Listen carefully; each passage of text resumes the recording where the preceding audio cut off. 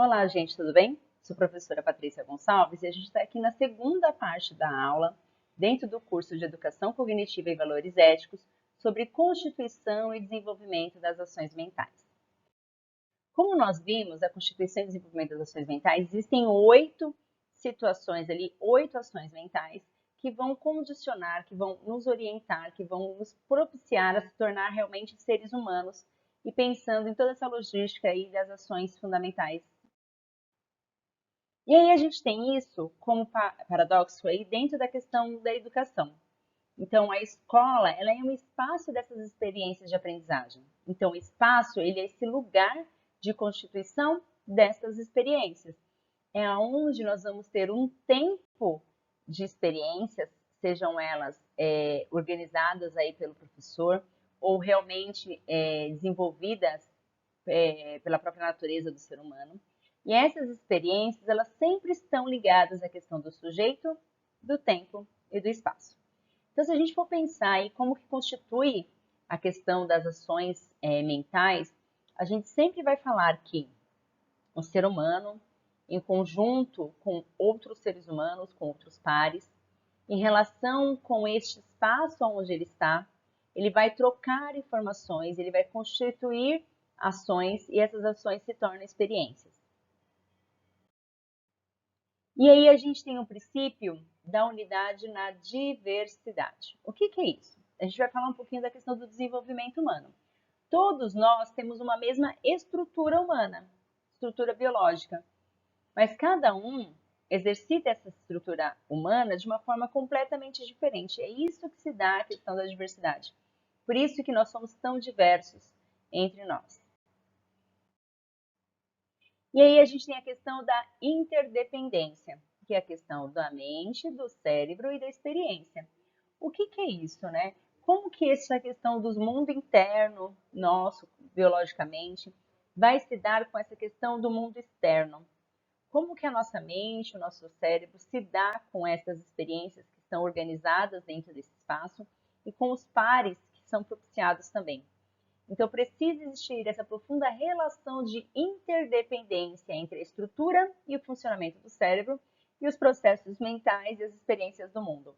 Ou seja, quanto mais experiências nós temos, mais ações mentais vão ser propiciadas também. Então, nós temos aqui 100 bilhões de neurônios e cerca de 100 trilhões de conexões. O que é isso, gente? O cérebro humano, ele vem configurado como um fenômeno mais complexo do universo que até hoje conhecido. Soma-se a isso consequentes indagações sobre a mente e a consciência humana. Ou seja, nós temos 100 bilhões de neurônios e cerca de 100 trilhões de conexões ali que não podem ser totalmente explicadas, totalmente mapeadas, né? Então, isso vai acontecendo com cada um, dependendo da sua singularidade, das suas ações mentais, que são colocadas aí através das experiências que são desenvolvidas e também do contato com o outro e com o meio que essa pessoa tem. Então, esse córtex pré-frontal que nós temos, ele é um simulador de experiências e escolhas. Então, nós temos aí a questão desse desenvolvimento humano, que conforme foi percorrendo aí a questão dos anos, né? Nós também tivemos uma transformação do cérebro. Então, o cérebro humano, né, entre o início, né, lá da questão da era dos macacos até agora, ele quase triplicou a sua massa. Então, eram 650 gramas nos nossos ancestrais, nos Homo habilis, e quase 1,5 kg nos dias de hoje. Então, enquanto o cérebro ele também triplica o tamanho, não são só 3 vezes maior na questão da massa, mas também vão se modificando, criando novas estruturas, e para essas novas estruturas serem tão grandes e tão potentes, nós temos uma parte do cérebro que é chamada lobo frontal, que ele organiza esse córtex, né? Que ele faz a questão do que as experiências que nós estamos vivendo fiquem ali selecionadas, armazenadas, e é através dela que nós fazemos essas milhões de sinapses que nós temos todos os dias. Como que o cérebro funciona, então, né?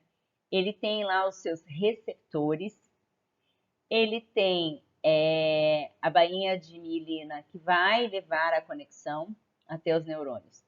Então, o neurônio, ela é uma célula nervosa que produz ali veículos, sinais elétricos, que são as informações, são bits de informações. Então, ele é capaz de codificar tudo que nós percebemos sobre o ambiente, externo e interno, e tudo que nós sentimos, pensamos, que vem através da nossa consciência. Então, este cérebro, gente, ele é muito potente. Ele tem várias questões ali que precisam ser orientadas, organizadas. Então, nós temos, por exemplo, a questão das informações quando elas chegam, depois a zona, né, do disparo, do potencial da ação, até realmente ele se tornar potente e ir pelos emissores dos neurônios que recebem essas informações.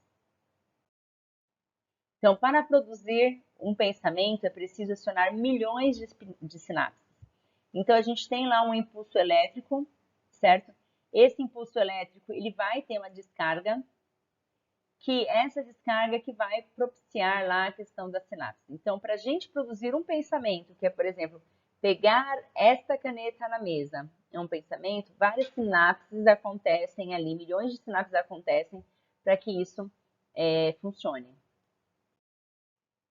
As redes neurais, né? Então, a gente tem as redes neurais que vão envolver a questão da atenção, que é o interesse, da fixação, que pode ser por meio da repetição, da invocação, que é buscar lá através da memória o que a gente consegue. E tudo isso, gente, se relaciona à questão da aprendizagem e automaticamente tem uma mudança anatômica. Então, existe uma alteração da estrutura do cérebro e dos neurônios cada vez que a gente passa a fazer mais sinapses. Então, esse sistema nervoso, ele dá preferência a circuitos mais estimulados e deixa mais disponíveis. Então, conforme a gente tem mais atenção, mais repetições, mais evocações da memória, mais aprendizagem nós temos e mais modificações anatômicas o nosso cérebro vai ter também. Então, pensando na questão da memória, nós temos a memória da questão do longo prazo, do curto prazo, nós temos a memória de operação de trabalho, que é aquilo que toda hora a gente está fazendo e precisa retomar. Então, essas experiências de aprendizagem, elas estão sim sendo absorvidas a todo instante, fazendo milhões de sinapses ali, e que essas informações que nós temos têm toda a relação com a linguagem, com a questão da percepção, com a questão da memória, que são as ações mentais aí do ser humano. E esse cérebro, ele tem a capacidade de ilimitada de aprender, e ele se transforma e se renova. Então, as experiências de aprendizagem que modificam essa estrutura cerebral, elas têm comportamentos externos e têm atividades mentais. E essa modificação do cérebro dentro do sistema, ele acontece por causa da questão da neuroplasticidade, que é essa correspondência da emissão da informação e da transformação por meio dos neurônios, que vão ser prolongados e que sempre vai decorrer de alguma experiência vivenciada ali pelo sujeito. Então, estudo de 3 subsistemas que compõem essa teoria da formação planejada das ações mentais, dos conceitos, né? Que é o Galperin, que fala sobre isso. Ele fala que cada um dos sistemas tem um subconjunto e que eles precisam ser cada vez mais flexíveis, precisam de mais experiências para que essa zona de desenvolvimento proximal realmente aconteça. Então, se um lugar de examinar uma lista de subsistemas, a gente entendesse um pouquinho mais sobre eles, a gente conseguiria entender mais e compreender para poder explicar essas questões. Então, quais são, né, essas questões que nós temos aí? A ação do indivíduo, do sujeito, ou seja, seu papel ativo nesse desenvolvimento. Qual é o processo de compreensão do sentido, do significado deste conteúdo de aprendizagem, ou seja, quais são as bases de orientação motivadoras que tem? Qual é o papel na qualidade do desenvolvimento dessa ação, seja ela pensamento, seja ela linguagem, seja ela atenção? Como que isso vai interiorizar a questão da sua interdependência, fazendo relação com aquilo que você já tem conhecimento? ou seja, as ações transformadas ali em ações verbais, por exemplo. A inclusão ativa desse sujeito e do significado das ações que geram críticas em ambas as informações. Os vários níveis de fala e do nível mental, seja a fala interna, portanto, o valor que isso tem, como também a questão dessa unidade de linguagem, desse pensamento, dentro desse processo principal dessas relações que são interfuncionais, certo? Que vão relacionar a questão da memória, a memória histórica, principalmente. Essa interfuncionalidade entre as ações mentais e o condicionamento que existe entre elas, das características psicológicas. A função da fala no domínio do próprio comportamento, cujas essas realidades aí, elas estão de acordo com as bases que são orientadoras da ação mental. Qual é o papel de controle e a regulação deste comportamento? Quais são as características psicológicas que se mostram na transformação do sujeito dentro do desenvolvimento? Qual é a importância do nível de regulação dessa personalidade, além do nível das relações históricas que esse sujeito tem com o ambiente, com as pessoas? Então, esse emaranhado de informações estão todos classificados e analisados dentro das ações mentais. Então, é ali que a gente pensa, aprende, motiva, tem atenção, concentração, percepção, que faz com que as ações humanas sejam qualificadas e que as sinapses também aconteçam. Bom, nós finalizamos a aula por aqui. Muito obrigada. Até a próxima.